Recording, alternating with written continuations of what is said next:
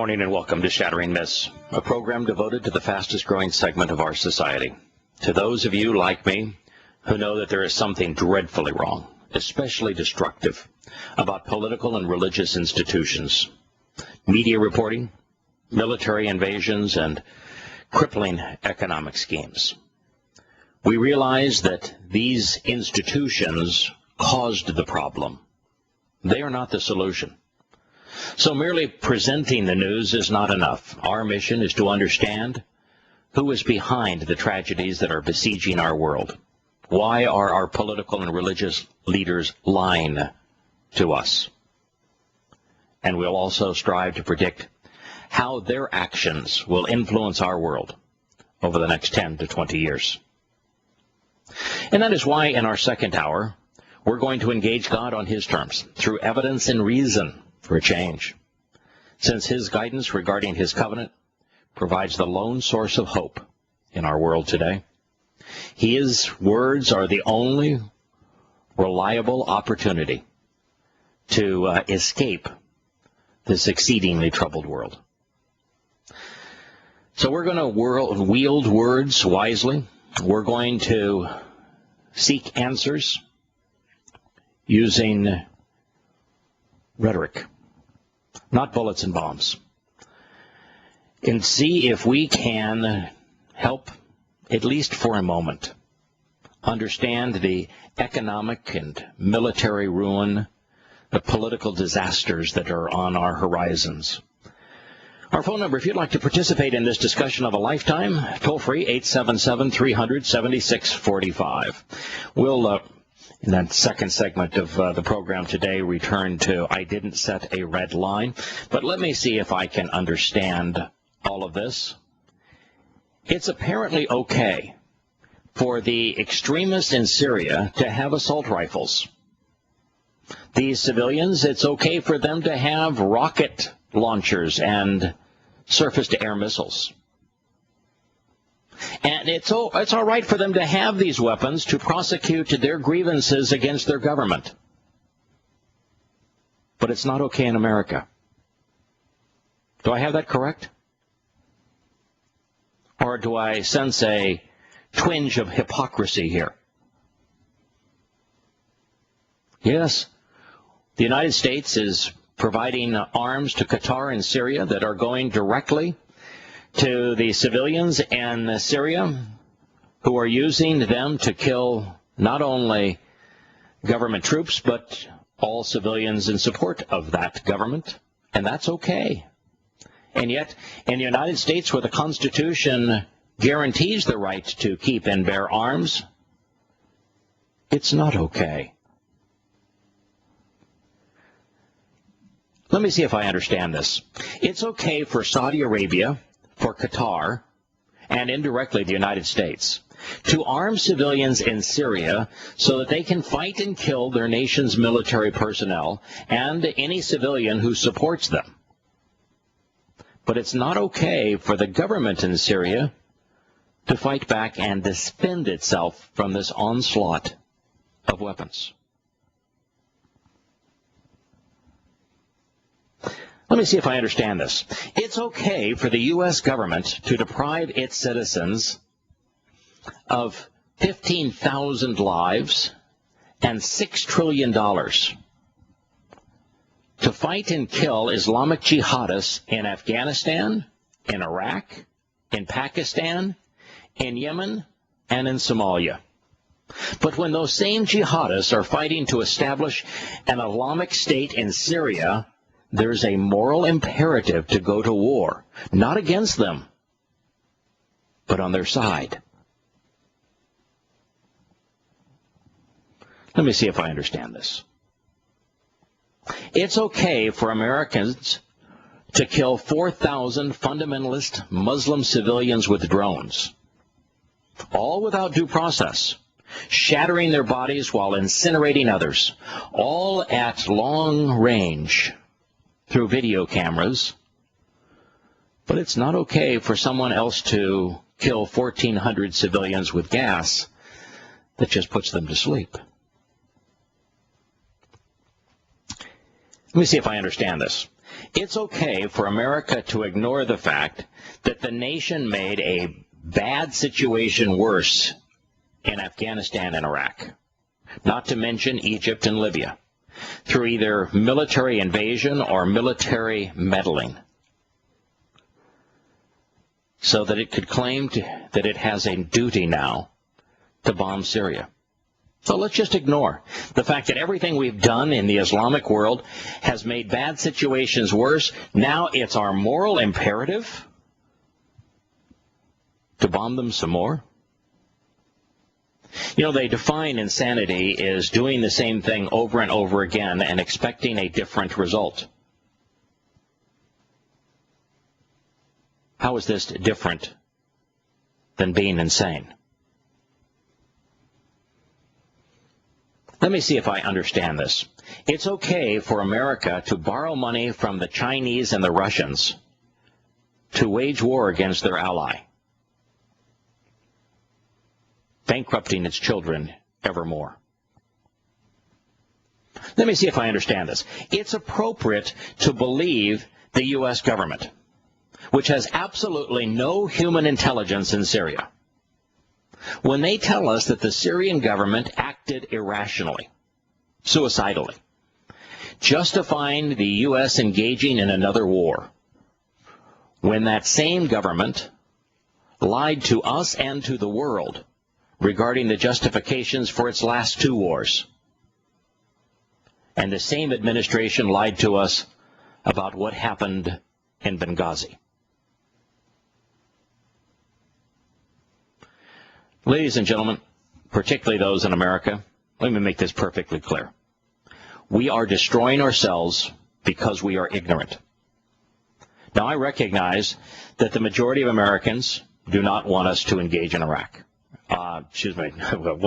Wishes we hadn't engaged in Iraq, do not want us to engage in Syria. It's almost 3-to-1 in terms of those who want us to engage in Syria and bomb them, and those who do not. But the majority of Americans elected this stunningly duplicitous, hypocritical, counterproductive president. He was elected by a majority. We cannot claim that we have no responsibility for his actions. And just yesterday, he got Republican leaders to side with him. So it's not a matter of him alone being grotesquely immoral. Both sides of the aisle. Yes, we are destroying ourselves because we are ignorant. Yahowah told us in a book named Salvation, Hosea, my people are destroyed for a lack of knowledge. We are those people. Since this is a proxy war, not unlike Vietnam was a proxy war. A proxy war means that the battleground is just a battleground of convenience for foes who actually have no claim to that territory. And Vietnam, the proxy war, was between the United States and the Soviet Union. And Afghanistan, the proxy war, was between the United States and the Soviet Union. In one case, the United States went in militarily against troops that were armed by the Soviets in Vietnam. In the other case, the United States armed the civilians to fight the Soviets in Afghanistan. Those are proxy wars. They are the worst kind. In fact, there's nothing worse than a proxy war. That means that you're willing to arm one side or the other or go to war against one side or the other in an area that you have absolutely no jurisdiction in and no right to be in. Millions of people die in proxy wars. Well, since this is a proxy war, not unlike Vietnam, not unlike first Afghanistan, why doesn't Saudi Arabia and Qatar, who are the countries responsible for taking a peaceful demonstration and making it a civil war, why don't they launch the attack? It's okay for them to provide the weapons that lead to 100,000 deaths, but it's not appropriate for them to deal with the consequences of their actions? Tell me, why should we punish Assad, but not punish the nation that indoctrinated and supplied 80% of the suicide bombers for 9/11? In that case, they killed 3,000 American civilians. Saudi Arabia supplied them, they indoctrinated them. And now we should bomb on behalf of Saudi Arabia? But we did not hold Saudi Arabia accountable? Then, why are we providing billions of aid and weapons to nations who want to destroy us? Why are we trying to saw Israel into two, giving half of it to the terrorists who want us dead?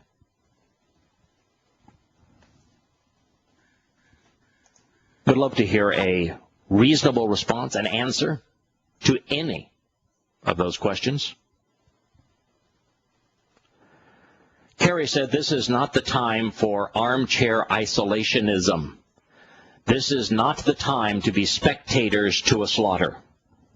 But did Kerry like it better when the United States decided to prosecute World War II by killing tens of thousands of people a night, burning them alive, and firebombings of cities in Japan and Germany? Did he think that was better than being a spectator to the slaughter?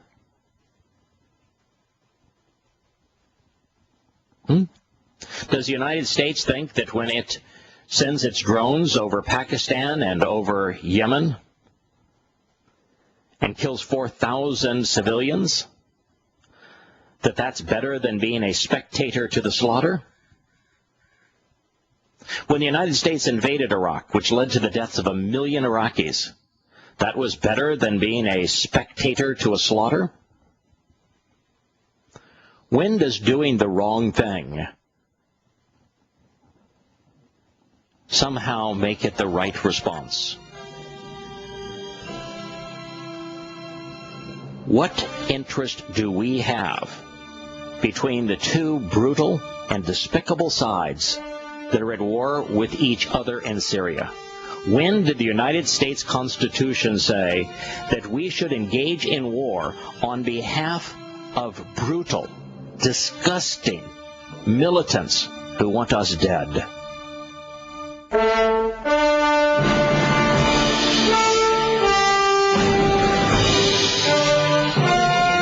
Welcome back to Shattering Myths. I am your host, Yahowah. The President of the United States put his foot in his mouth, which is, I guess, better than him flapping his lips.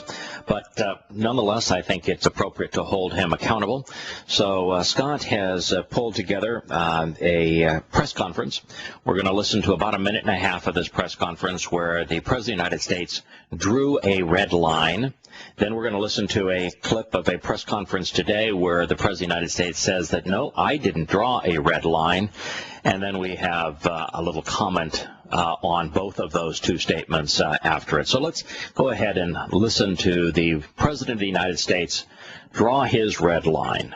I have, at this point, not ordered military engagement in the situation, but the point that you made about chemical and biological weapons is critical. That's an issue that doesn't just concern Syria, it concerns our close allies in the region, including Israel.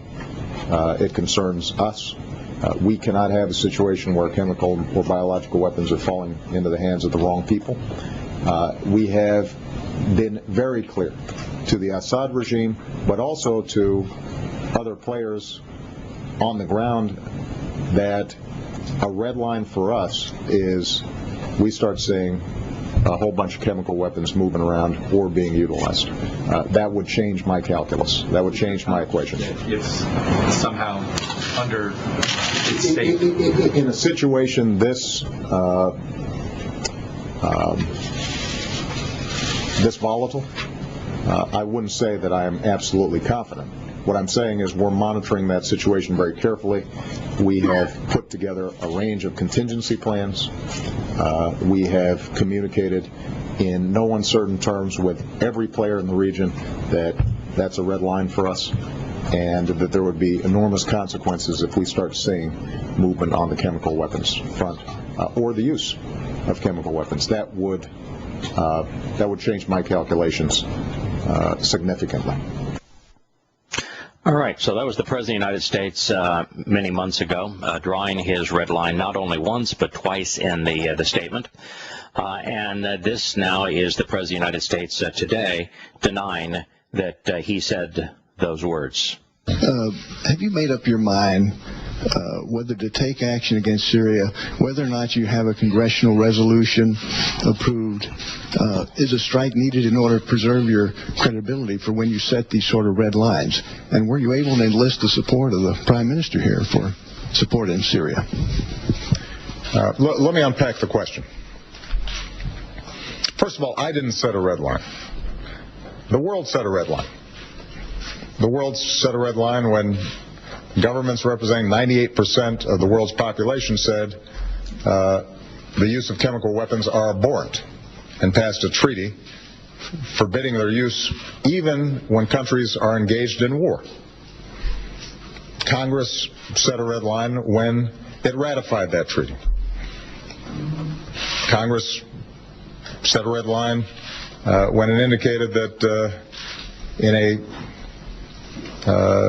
piece of legislation entitled the Syria Accountability Act that some of the horrendous things that are happening on the ground there need to be answered for.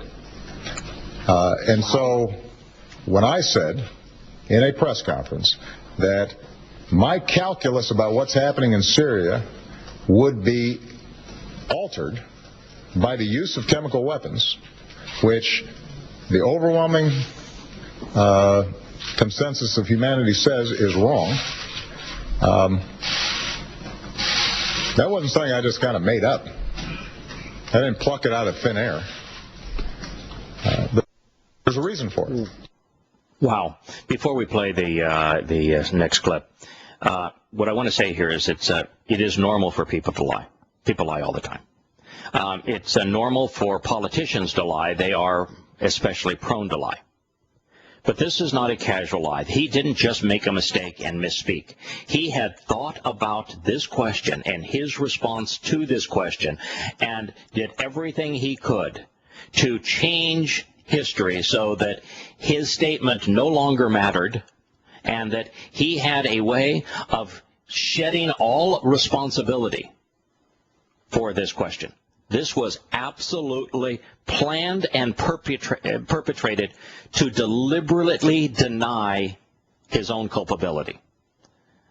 This, folks, isn't funny. But this following clip here, perhaps, Scott, you can introduce it. It is funny. Yeah, it's just Bugs Bunny and Yosemite Sam. It just reminds me of this whole thing. We might actually have to play it when we get back, but it reminds me of the whole situation. Yes, indeed. We have a president of the United States who wants to go bomb a country because his own credibility is at stake, and his response to that is to lie to us and to the world. He happened to be in Europe at a conference, and with the microphones of the world press in his face, he embarrassed the United States.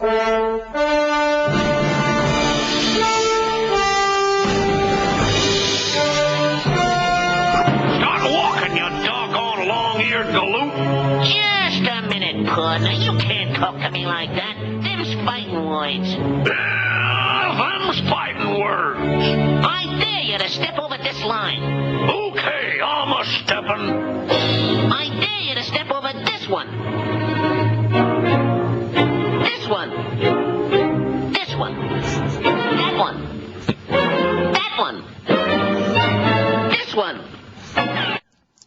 Oh, let's just pretend I never said that there was a red line in the first place. You know, his first statement was about the concern that the weapons of these chemical weapons would get into the wrong hands. Well, the wrong hands would be into the rebels' hands because they are suicide bombers.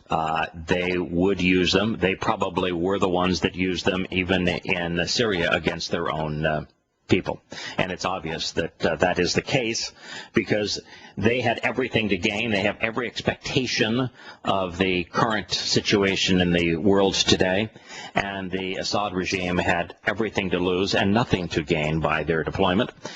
So to fall into the wrong hands, you tell me how bombing the Assad government for 60 days, which is the amount of time the U.S. Congress has approved.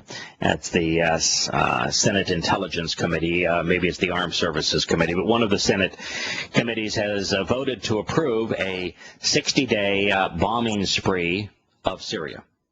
Now, I want you to tell me how you think that it is possible that we can bomb the Syrian government and their military and not increase the likelihood that these chemical weapons fall into the hands of the jihadists.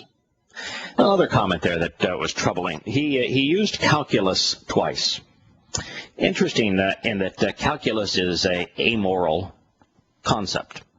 It does not have a conscience. It isn't capable of determining right and wrong, good or bad, whether or not something is beneficial or counterproductive. And calculus is a unique form of math. It is a form of math where there is no right answer. Calculus was designed on curves to provide the best guess. The world, by the way, is opposed to unilateral military assaults, and yet the United States wishes to do so. The world is opposed to atomic weapons, and yet the United States owns the most of them and is the only nation to deploy them. The world is opposed to mines, and yet we don't go and bomb people when they deploy mines. The world is opposed to suicide bombers, and yet the United States doesn't go bomb the suicide bombers. Why is it that there is the American people are being beguiled into believing that there's a causal link between somebody doing something that was harmful and that the moral response is to kill and destroy ever more people? Where is the connection between bad behavior and the United States being the ultimate punisher of bad behavior, and that the punishment is let's kill more people?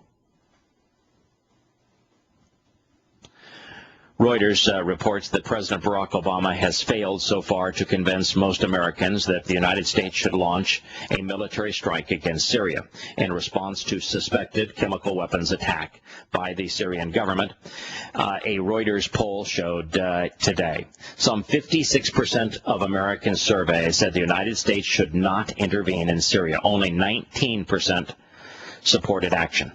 Those numbers are unchanged over the last 3 weeks, even after the so-called proof that we have that the Assad regime killed 1,429 little babies and little girls.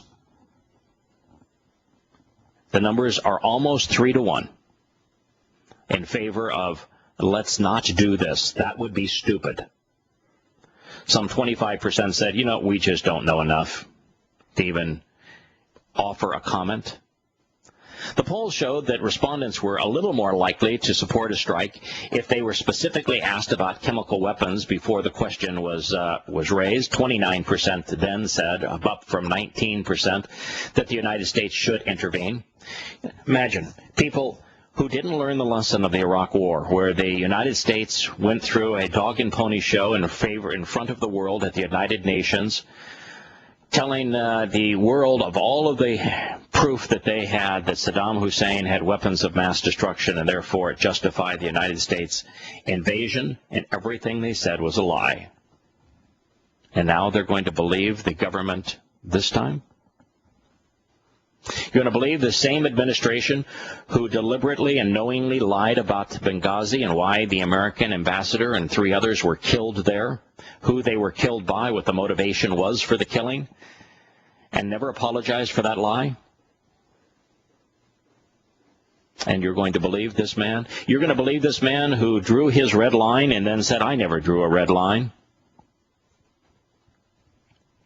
The U.S. public's reluctance, according to the Reuters articles, to get involved in the Syrian war closely mirrors public sentiment in the United Kingdom, where Parliament last week voted down a motion to support military action. In the United States, 65% of those surveyed in a separate tracking poll agreed with the statement that the problems of Syria are none of our bloody business. In the United Kingdom, a parallel poll found that 58% agreed with that statement. We do not have any vested interest in Syria. We do not have an ally in Syria. There is nothing that is happening in Syria that pertains to the United States. In fact, the battle between Sunnis and Shias in Syria, the battle between Saudi Arabia and Iran in Syria, the battle that in Syria that the United States caused by invading Iraq and giving Iraq to Iran, that happens to be the throttling mechanism to keep a united Islamic front from attacking Israel.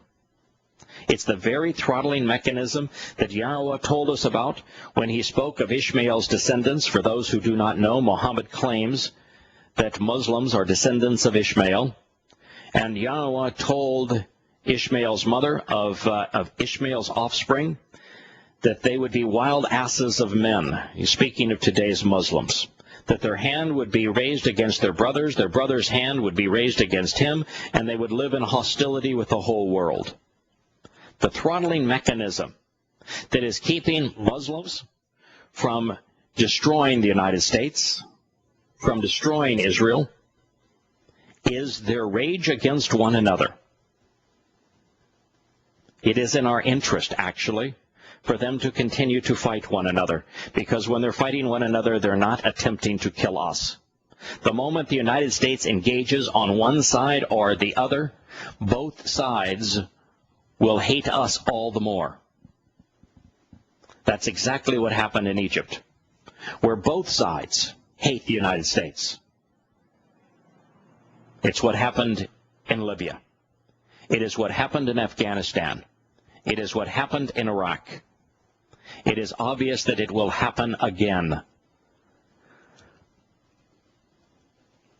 Every time, this is a quote from Dolly Benson in Arkansas, or Arkansas, as some would like to call it. Every time we get involved in somebody else's mess, we just get deeper into debt and nothing really happens. They go right back to being exactly as they've been for hundreds of years. Look at Vietnam. We sacrificed 60,000 American lives and our nation's treasury and our nation's credibility, and it was as if we were never there. Look at Afghanistan. We sacrificed American lives and treasure and credibility, and the moment we leave, it will be as if we were never there. Look at Iraq. We took a country and we broke it. We took a country that had a very minimal amount of terrorism and no al-Qaeda presence, and we made it a hellhole, a place where 1,000 people a month are murdered by suicide bombers. We know that after a decade of conflict, the American people are tired of war. Secretary of State John Kerry said, yeah, after a decade of conflict in Afghanistan and Iraq, American people are tired of war. Believe me, I am too, yes, he says as he calls America to another war. But fatigue does not resolve us of our responsibility. Just longing for peace does not necessarily bring it about. So what the United States is proposing is that the ultimate olive branch for peace is deploying the largest military on earth against Syria. Bombing it to pieces is the way that we're going to achieve peace.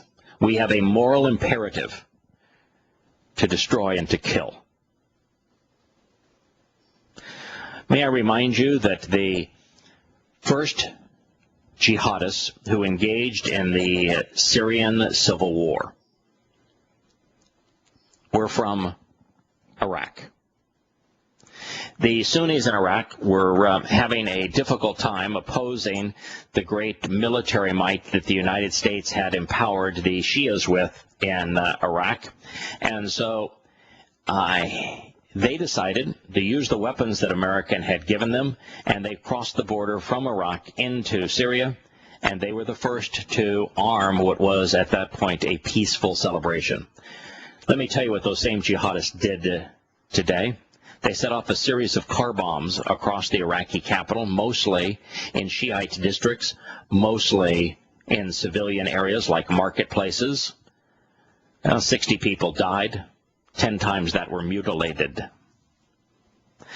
The same jihadists that we are going to bomb on behalf of shot 16 members of the same Shiite family dead before blowing up 2 neighborhood homes overnight in Iraq. The attack took place when gunmen murdered 6 children and 8 women. They broke into a house. They shot the father 4 times in the head. They killed the 2 brothers. They killed a cousin of the man who is reporting this now. And they were shooting everyone they saw. It is not immediately clear who carried out the attack, but Sunni Islamist militants, including an al-Qaeda affiliate, have been striking with ferocity over the last few years. How are those Sunni jihadists any different than the ones that we find in Syria? How is the Nusra Victory Front any different than these Sunni jihadists that are killing women and children in Iraq? Why are we siding with them?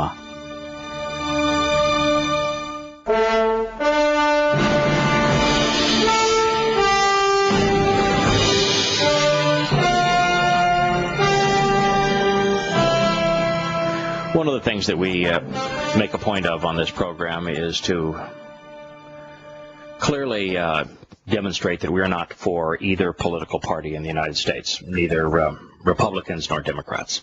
And one of the reasons is because they are both corrupt. It's very much like the Syrian war, where the rebels are amongst the most savage people on planet Earth, probably the least desirable people on the planet to be in charge of a country, particularly a country that wishes to wage war with Israel and has such a powerful military. There's probably no worse scenario than having them in charge of Syria. And Assad is a ruthless dictator. Well, in the United States today, Boehner and House Majority Leader Eric Cantor both pledged their support to military action in Syria. So we have the leaders of the Republican Party being equally culpable, equally grotesquely immoral as the head of the Democratic Party in Washington, president. Just the same. No difference. Now, votes are expected to be held next week in the U.S. Senate and the House. The Republican leadership says that it indicated the votes will be, this is something very unique, by the way, in Washington, there'll be conscience votes. It almost never happens in Washington. Conscience votes, meaning they will not seek to influence members' votes on party lines. Almost every vote in Washington, you think you have Congress and people, you elect people, and they vote their conscience? No.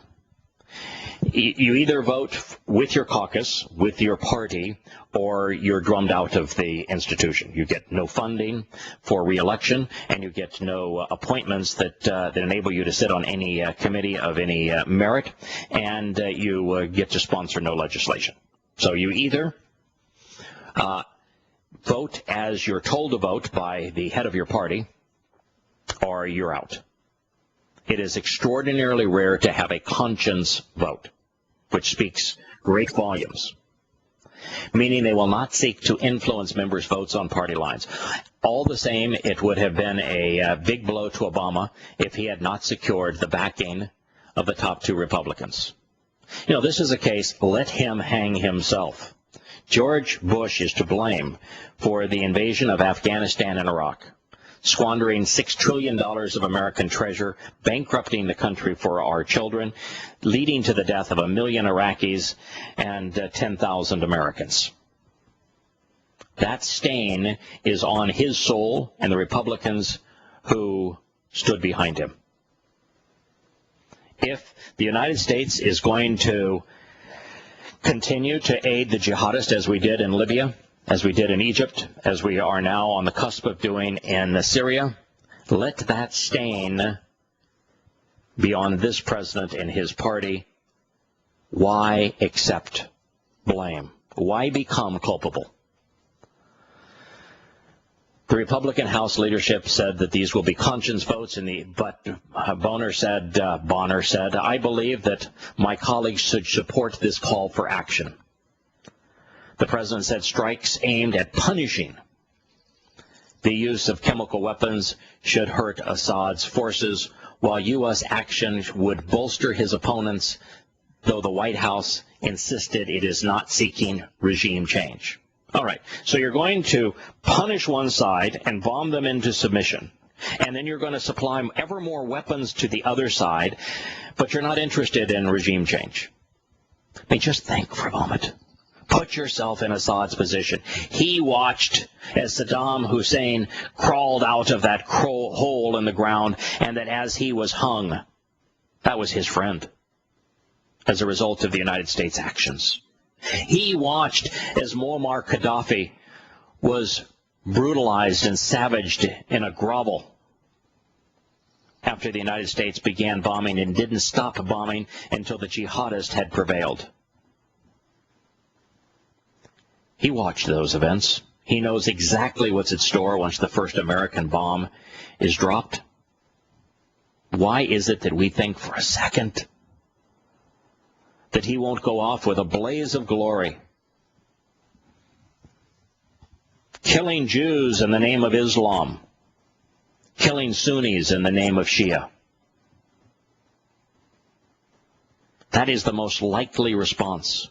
Why is it that we're not smart enough to figure out that what happened to us in Afghanistan, what happened to us in Iraq, what happened to us in Libya and in Egypt is going to happen here, where if you depose a secular dictator because he's ruthless, that what you get in the Islamic world is a religious government that is far, far more cruel and barbaric. You get the government of suicide bombers.